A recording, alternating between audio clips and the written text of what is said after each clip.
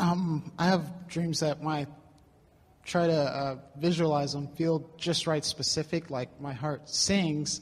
Only problem is I worry constantly, like I can't say diagnosis, but constant. And then I notice the absence. It's like just as good I could get at visualizing and get results quickly. Constant worry, and it's well, that's because you're good at focusing on what you want, and you're also good at focusing on what you don't want. Right.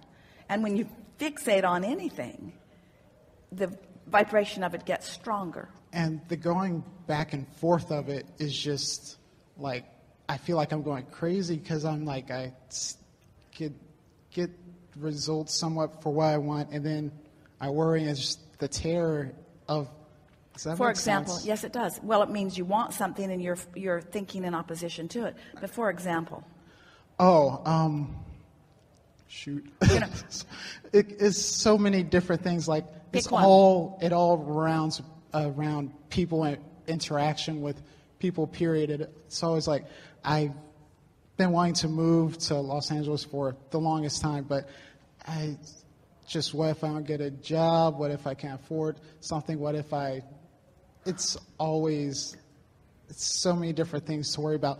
And well, your self-sabotage is evident. I want this, but I want this, but I want this, but. So are you saying that you can't find a consistent way to be optimistic? That too. I can't consistently hold the vibration because I worried. Well, here's the biggest question that we have for you. Do you need to see the path to go there before you believe you can go? In other words, not at all. No.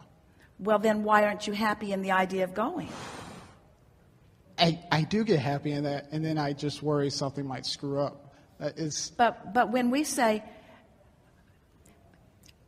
the whole idea of the vortex in our pointing your attention to the reality of it is because we know that what you want is there, and we want you to sneak a peek. And so if you believe in the vortex and you believe in the things that you've put there, can you receive consistent satisfaction from what's in there? And for most people, they would say yes, but they mean no, because they want to see it and hear it and smell it and taste it and touch it before they want to see once the path begins to unfold, then it's really fun. Once they can see the means to the end, then they start feeling better. But faith is being able to feel good before you can see the means to the end, before you can see the trail. So that's really what you got to work on. You got to figure out how to feel good before you see the trail, or when it's really, really subtle. Here's another way. We're going to come round about this in a few ways so that you can hear this, because you will hear this.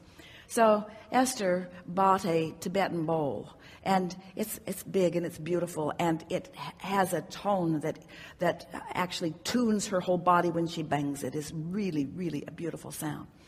And she heard us say that once a vibration begins, that it never ends, that your ability to discern it ends, but the vibration is an eternal vibration. So she bangs the bowl, and she stands there, and she can actually feel it in her body for a while.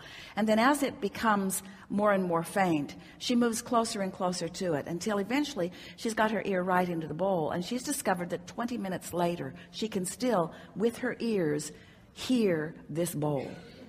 So in the same way that we like those words, and Esther liked them too, that the vibration is there, but my ability to hear it is not. That's sort of what going on in your vortex. It's there, but your ability to hear it is not. You're not tuned close enough to it to hear it, you see. And so the reason that you feel fear, or the reason that you feel discouragement, is because you're wanting it to be less subtle and more obvious. And rather than it being less subtle and more obvious, we want you to tune yourself more precisely. Can you hear the difference in that? Because if you will decide that you're going to tune yourself more precisely, this is what Jerry is teaching Esther now.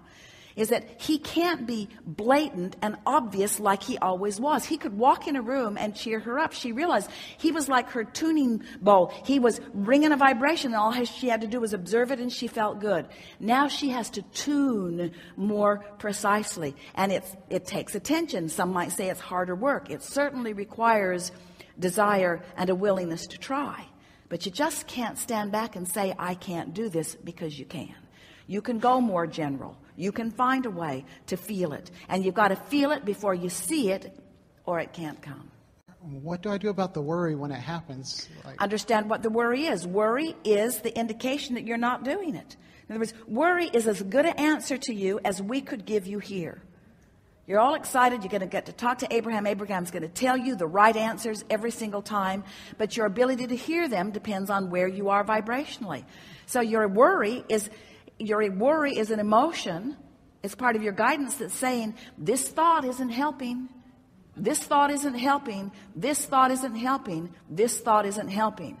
Not you should change this thought, or no, you're wrong to think this thought, or this thought is inappropriate. This thought isn't helping. This focus is setting up a frequency that is keeping you from tuning to what you're really wanting. So what's in your vortex can't flow easily.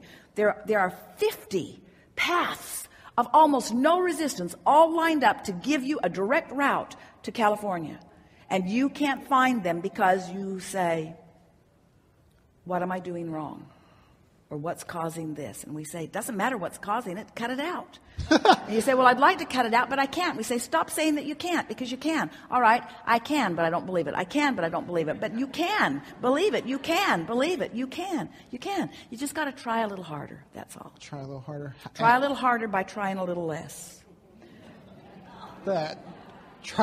You know what we mean by that. Don't pretend that you do not. Try harder by focusing less specifically on what's not working. Try to focus more on what is working by not focusing on what doesn't work. Am I close to what I want? Really? It doesn't matter how close you are. It's not proximity, it's frequency. So close isn't the right question. Am I vibrationally in the vicinity? When you're happy, you're right there. Okay. When you're fearful, you're far away. So it's not being happy for a moment or being fearful for a moment. It's the consistency of how you feel. You got to prepare your grid, which means fearless. Have less fear. Have more fun. Have less fear. So, well, I can't, because every time I think about it, I feel fear. Then don't think about it. Prepare the grid. Do whatever you can to feel good. Make peace with where you are. Feel appreciation for what is. Okay. And may I get one last one in?